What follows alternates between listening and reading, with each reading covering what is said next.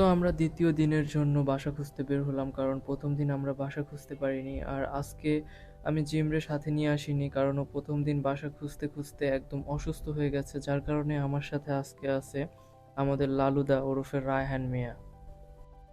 তো আমরা বের হয়ে পড়ছি বাসা খোঁজার উদ্দেশ্যে। তো বাসা খোঁজার উদ্দেশ্যে বের হওয়ার পরই কোনো না কোনো কুফা লেগেই যায়। আর আজকে প্রচণ্ড বৃষ্টি, ভাবতেছিলাম যে আজকেও বাসা মেবি খুঁজে খুঁজে পাবো না, কারণ অনেক বেশি বৃষ্টি হইতেছিল। এত বেশি বৃষ্টি হইতেছিল যে ভিজে যাচ্ছিলাম, কারণ সিএনজি নিয়েছিলাম। গতদিনের মতো বাসে যাইতেছিলাম না, কারণ বাস জার্নি খুব একটা করার অভ্যাস নাই, আর বাস জার্নি করতেও পারি না। আর এত প্রচণ্ড বৃষ্টি হইতেছিল বা এত জোরে বৃষ্টি হইতেছিল যে কিছুই দেখা যাচ্ছিল না।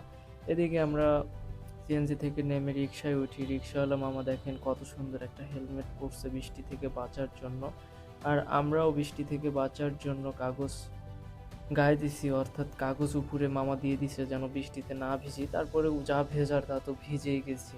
তো ভাবছিলাম বাসা তো খুঁজেই পাবো না, শুধু শুধু জ্বর বা অসুস্থ হয়ে পড়বো আজকেও। তবে একটা জিনিস অনেক ভালো লাগতেছিল, সেটা হচ্ছে বৃষ্টির মধ্যে ভিজতে ভিজতে শহর দেখা, শহরের মধ্যে বৃষ্টিতে ভেজা, এই বিষয়টা আসলে অনেক ভালো লাগতেছিল বা ফিলিংসটা একটু অন্যরকম ছিল। আর এটা শিওর ছিলাম যে আজকে হয়তো বাসাটা পাবোই না, তবে অবশেষে বৃষ্টি যখন থামলো তখন একটু হলেও বাসা খোঁজার আশাটা বাড়লো বা আমরা খুঁজতে বের হলাম। এজন্য দেওয়াল দেখতেছিলাম যে কোন দেওয়ালে লিমফ্লেট লাগানো আছে, আর সেই লিমফ্লেট থেকে আমাদের হনুদা কল দেবে, কল দিয়ে সেই বাসায় যাবে আর বাসা খুঁজে বের করবে। হনুদার আজকে একটাই কথা ছিল যে আজকে যেমনে হোক যেভাবেই হোক মনের মতো একটা বাসা খুঁজে বের করব, দেন ওটাই ঠিক করব।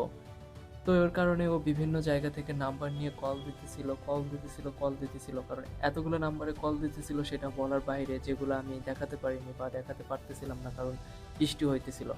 তো অবশেষে আরেকটা লিমপ্লেট থেকে নাম্বার নিয়ে কল দিল, এবং কল দেওয়ার পর রেসপন্স করলো বাসা খালি আছে। তো যার কারণে আমরা ওই বাসাটা দেখতেও গেলাম।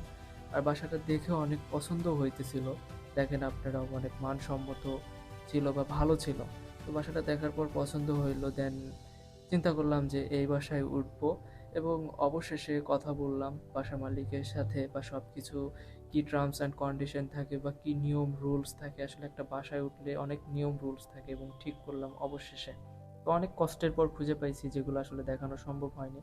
তো খুঁজতে খুঁজতে রাত হয়ে গেছিল। অলরেডি হনুদা অসুস্থ হয়ে গেছে, দেখতেইছেন শুয়ে পড়ছে, এই আর কি। তবে সবশেষে একটা কথায়, কষ্টের পর খুঁজে পাইছি, এটাই সব থেকে বড় সার্থকতা। তো এই আর কি, ভালো থাকেন, সুস্থ থাকেন।